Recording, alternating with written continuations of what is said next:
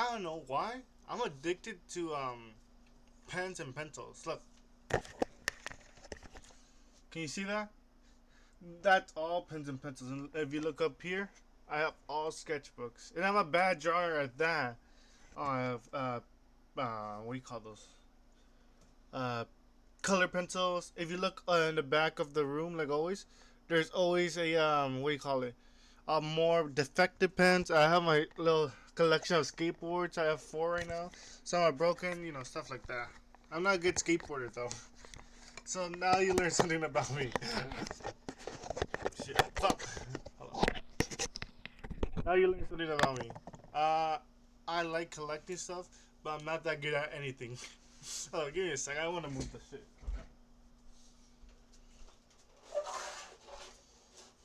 Now, now I know what you might be asking.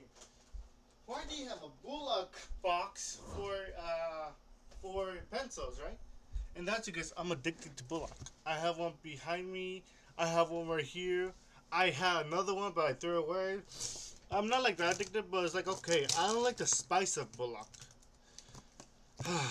but I like how it's creamy. I'm not sure how to explain how creamy it is. Like I like the taste of it when it's with a lot of cheese on there.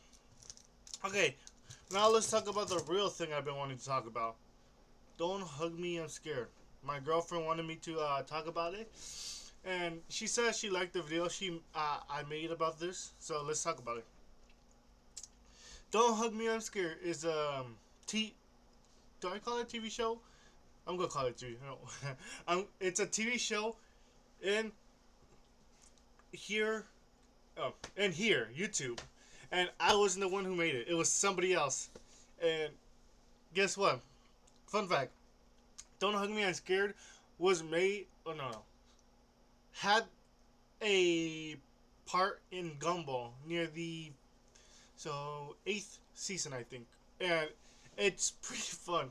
It was like I didn't even realize it was made by Don't Hug Me, I'm Scared creators until the end. I don't know. Okay. So it's basically about a dad wanting his son to become an actor, basically, because though there's four characters, fifth characters in total. Red guy, duck guy, yellow guy, red guy, duck guy, yellow guy, and the dad.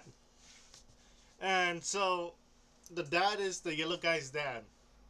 And what I remember hearing about it or seeing is that the son is is creative. Like the son likes the color green, but the dad doesn't like the color green. And it's always on Father's Day. Like it never changed the dates. It's always Father's Day. So the dad has control. I'm taking this from Matt Pat's theory. Um, so yeah. And so the dad doesn't like to be not in control. So he gets his son to be on this TV show on Father's Day. That way he has to listen to him.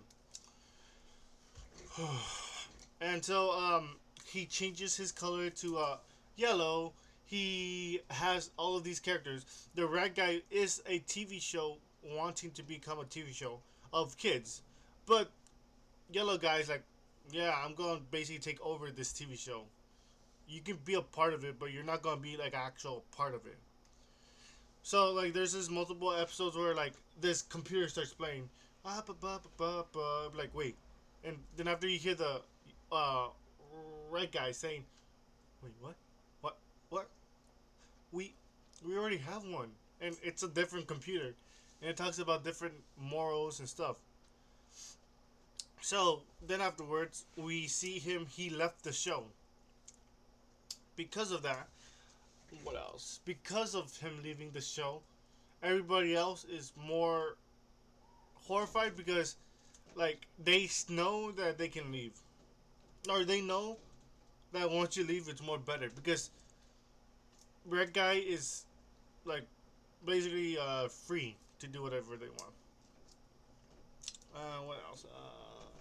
Yeah, that's basically all I know. Other than the sequel, But then afterwards, I learned that it changes sequels. Like in the beginning, it was about presidency, and Duck was um, a president. All of the other ones wanted to stop Duck becoming president, if I remember correctly. But the newest one was I forgot what the newest one was about because I stopped following them after a while. Hmm. Wi-Fi. Let me show you Wi-Fi. Look, he's so confused, huh? Yeah. All right. Sorry, guys. All right. So I forgot what the sequel was about, but I know I didn't have to do nothing with anything else about like the dad and shit. Whatever. But okay, let me tell you about Duck, or let me tell you about No, Don't Hug Me, I'm Scared. It's half puppet, half animation, half 3D, half 2D, mostly half of any kind of art thing. Yeah. Yeah. Okay. I think you can guys hear me, but let me just just in case, because I forgot. Let me just leave it here. All right. What was that? So the art in this series is really good. Like, I'm not sure how much budget it has, but it looked like a normal TV show, and it has its own flavor. It's like pizza. You know how sometimes you get just pepperoni. Well, I get I get what kind of thing? Hawaiian. I know. I'm not sure why people don't like Hawaiian. I like out of anything compared to pizza with pepperoni or pizza with ham and what kind of thing?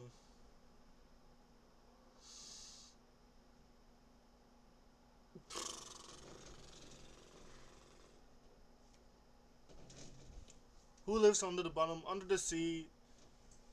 What's it called? Pineapple. Ham and pineapple on pizza. I'd rather get the pineapple because it's like sweeter, better, and it has different textures. I used to be the people that be like, hey, no pineapple on pizza, but then afterwards, like I kept eating it until I liked it. Ah, good times, good times. Okay, so what was I next? Yeah, so it has its own kind of style, flavor, stuff like that.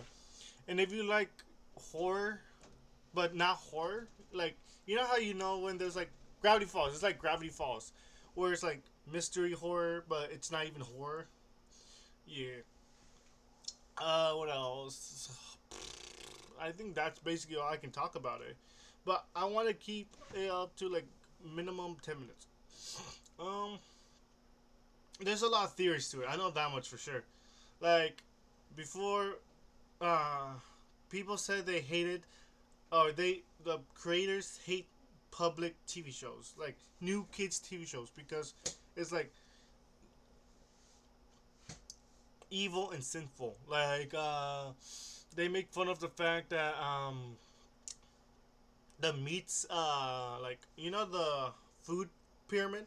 Yeah, people say because of kids TV shows our food pyramid is so fucked up. Well, I can get that, right? But they're saying the creators hate it, but they couldn't hate it because they were on Gumball and Darwin, a famous TV show for kids. And so all I have to say to that is Gumball and Darwin. I'm rewatching it right now. Like literally, I'm watching it on my PS4, and it's pretty good. Like I really like it. The episode with Don't Hug Me, I'm Scared creators, it's very weird because Darwin has these puppets that they found in the attic. Yeah, and so Darwin is like, "Oh, don't! I'll never let you off of my hands." And so you hear them talking like, "Hey, beep, beep, beep, ba ba ba ba, ba ba ba ba ba ba ba ba," right? And then afterwards, they start shit talking Gumball, saying, "Oh yeah, you're just a lonely kid with a big ass head who doesn't want to turn around because of this and that." And like, excuse me? And Gumball's like, "Oh, you're just being taken over, huh?" At the end of the episode, you're like, "Yeah, not end of mid of the episode." So in the box that they found in the attic with these dolls, there were three. Darwin had two, and Gumball had one of his own, and he puts it on to find Darwin. Then afterwards, you go to their mindscape, and they had stuff like the hand with the face, and also bird. What's it called? Plain bird, and also the tree of happiness or shit like that. I forgot. And so afterwards, they go. They found Darwin, and it's like, oh hey, we're here to save you, me and my friend. No, he wasn't. He was there to like take over his mind. And so they're starting to play with him, right? No longer, you're no longer able to leave in this house, so you're gonna stay forever. Shit like this, right? And so Gumball and Darwin, basically found like a little needle, no, a little thread of the puppet's thread, and just pull it until they're no longer able to move, and that's what happens. And they were able to run. They say no, the puppets, all three of them, but they never come on or like, this is pretty shit, huh? I wanted to like scream out to say like a bomb or something. Wait, it's our imaginations. We can't. So then afterwards, they come back from the dream. They leave it for a garage sale, and a kid, a Karen's kid, finds it, sees it. He's like, "Oh, my new toy!" Then after the toy punches him. Funny episodes. Okay, now we're gonna take we're stopping. No, don't hug me. I'm scared. Now I'm gonna be talking about Gumball and Darwin. I didn't realize how good Gumball and Darwin was from the jump, you know, because like um their episode like were already addicting as it is. Hmm. Well, I think they started doing what YouTube and Instagram and also TikTok are starting doing. They were like the first ones, I think. Short form content because they had like a short episode.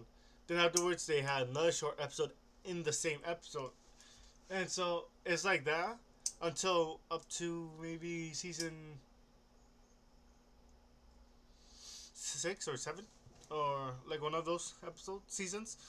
They start switching it up to have more fuller episodes because I feel like the more people watch it, the more time they watch it, the more they have more intelligence. I feel like that's what they were trying to do. But then afterwards, you know, they have funny episodes, some emotional episodes at that, and some lovely episodes. Like almost made me cry a tear, basically. But anything can almost make me cry a tear in TV shows. But in real life, I'm not sure why. I didn't cry that much. So they have fun adventures, goofy, you know. And I like how the world building is. Like up to season 4 to 5, they didn't know like I think they didn't know where the landscape of the area was, so they made up bullshit. Like the the bias is like one of the characters is named the bias, and he lives all the way in the cross streets and over to the islands over there. So they do it. They cross hills, islands, stuff like that. And next thing you know, up to season 5, they switched it up where, oh yeah, the bias just lives down the street from the school. You know, it's really funny just understanding how weird everything is, but also at the end how cohesive everything is. I'm not sure how to explain that part. Like, we learn about the void, where chinos, no, gene sorts live, where mullets come to die, and also like how the characters that are boring always end up in that area, to where there's nobody where nobody remembers them and they're stuck in time. Ugh. Well, I'm just wondering how the process is into becoming a part of the void, because if it's just they suck you up, how do they like make it real? I'm not sure how to explain that, but like so they get you into the void, but then afterwards, how do they make sure it looks normal? Because in one episode, like when we learn about the one girl who's in the void, it just like becomes a paper like stuff, right? But I'm wondering, how does that happen? Does the void happen, or are there construction crews who be like in the void that come in and after like fixes up everything, or is it like they just suck everything in, then afterwards, over seconds, it like grows to become something else? Yeah. What else? There's a lot of anime references in Gumball and Doran. Like, there's one where there's One Piece. What's else? Dragon Ball Z, JoJo, other things. I think those are the main ones that I noticed. But what else? Like the JoJo was when the dad became buff, and so he did whatever he wanted to do when he was buff. He carried wheels, looking with some grease on him, but then afterwards he realizes he took it from somebody's car, and then afterward, or ambulance at that, I think. And then afterwards he saves a he saves a coin that was tossed in the pool of water for a kid. But then afterwards he does the JoJo pose like this. I'm not sure how the JoJo pose goes, like, but it goes like that. You know, I seen JoJo. I'm not a big fan. I finished part one, two, and three until we get to the like actual stands. But I don't know. It just it's boring. Just seeing all the fights. Like, it's cool, but at the same time, it's a little bit boring. Because, how should I explain this? They had like a new art style, and that was a good art style. But just the long adventure was a little bit boring. I like part two a lot more than I like part three. I think that's how the parts go, right? So I'm not sure how I would have like liked it, but yeah, like learning about deals, family and shit, and also like all of that was okay. But I got through it more easily. Then afterwards, I learned about part two, where it's like Jonathan Joestar. That part was the best part. And also,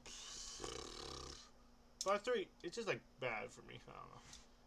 I don't know. Goku, I never seen any Goku. Like, I don't like Goku at all. I'm not sure why. Like, I think it's just so much Goku. My uncle watches it, and I just didn't like the art style or anything like that, so I just didn't watch it. And also, One Piece. I like the live action. I watched up to when we saw Chopper in anime, but then afterwards I stopped because I was like, I was just tired of watching TV shows, because I sometimes just binge watch TV shows. Like, how should I explain this? My usual thing is like when I get bored, if I want to like get more inspiration to draw or do anything, I just binge watch a lot of TV shows. Like, I remember before I used to watch three shows at one, no, four shows at once, and one episode each day, or maybe twice each day. Like, I remember one time I finished the whole entire Black Clover seasons in one day, but it's because I keep skipping important scenes. So then afterwards, one day I just decided to like finish it by just watching it, and that was my new favorite TV show. I like Black Clover because how just normal it is, like as in fantasy wise, because that's what I want my book to be about, like fantasy and shit. And so when I saw Black Clover and how epic and also like downplayed it is, I liked it a lot. I don't know what else to talk about. I think I'm gonna end it here. I hope you like this video. Remember, I'm not editing because it's a little bit I cannot use CapCut because I don't want to use my property. You know what I mean? So yeah. And also subscribe. I know this might be a little bit like, hey, why should I subscribe? Because you might like me more. Mwah. Bye.